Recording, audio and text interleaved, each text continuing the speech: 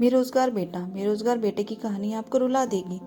एक बेरोजगार बेटे की माँ उसकी जेब रोज टटोलती थी। बेटा चोरी से कभी कभी देख लेता और सोचता काश नौकरी मिल जाती तो माँ की पैसों की प्यास बुझा पाता। पर माँ तो जेब में सल्फास की गोलियां ढूंढती थी, कहीं बेटा तंग होकर सल्फास की गोलियां ना खा ले। और बेटा सोचता था बेरोजगार होना भी एक अभिशाप है। शायद दुनिया में नौकरी ना करना या ना मिल पाना भी सबसे बड़ा पाप है। माँ की भावनाओं को वह समझ न पाया और एक दिन बेरोजगारी से तंग होकर सल्फास की गोलियां अपने साथ ले आया। वह सोचता माँ रोज जेब टटोलती है, पैसा नहीं पाती है और शर्म से कुछ बोलती भी नहीं है। शाम को बेटे ने दो ही गोलियों को होठों से लगाया तो माँ का दिल जोर से धड़क गया।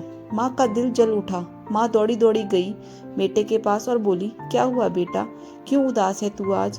बहुत दुखी है, मुझे ये एहसास है मेरा सब कुछ तू ही है। बेटा यह याद रखना, तू मेरा अनमोल धन है। तेरा कोई मोल नहीं है इस दुनिया में। तेरे से बढ़कर मेरे लिए कुछ और नहीं है। फिर माँ रोती हुई बोली, जिस दिन तुम हमसे रिश्ता तोड़ दोगे उस दिन हम भी इस दुनिया को छोड़ देंगे। बेटा भी यह सुनकर रो पड़ा और बोला, माँ आप हमें इतना प्यार करती हो तो सच बोलना, आप मेरी जेब में क्या देखती थी? माँ और जोर जोर से रो पड़ी और बोली, बेरोजगारी क्या है बेटा, यह मैं जानती हूँ, तेरी रग रग को पहचानती हूँ। कहीं नादानी में कुछ कर ना ले, कहीं खाकर कुछ गोली अपनी जान ना दे दे। तेरी जेब में मैं रोज उन गोलियों को ढूंढती थी बेटा। यह सुन बेटा जोर से रो पड़ा।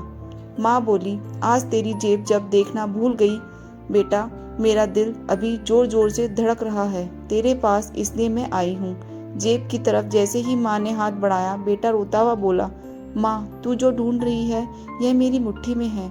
आज तो थोड़ा सा देर कर देती तो मुझे शायद कभी नहीं पाती।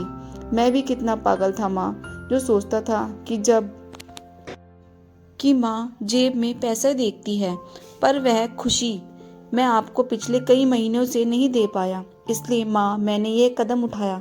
माँ तो माँ ही होती है। याद रखना, अगर वह कुछ गलत भी आपके साथ कर रही है तो उसमें भी आपकी कोई भलाई ही होगी। आपकी माँ से ज़्यादा आपकी परेशानी कोई और नहीं समझ सकता। अगर आपके जीवन में भी कोई परेशानी है तो प्लीज़ कोई गलत कदम उठाने से पहले अपनी माँ और पिताजी को अपनी परेशानी ज़रूर बताना। Thank you, thanks for watching, please subscribe.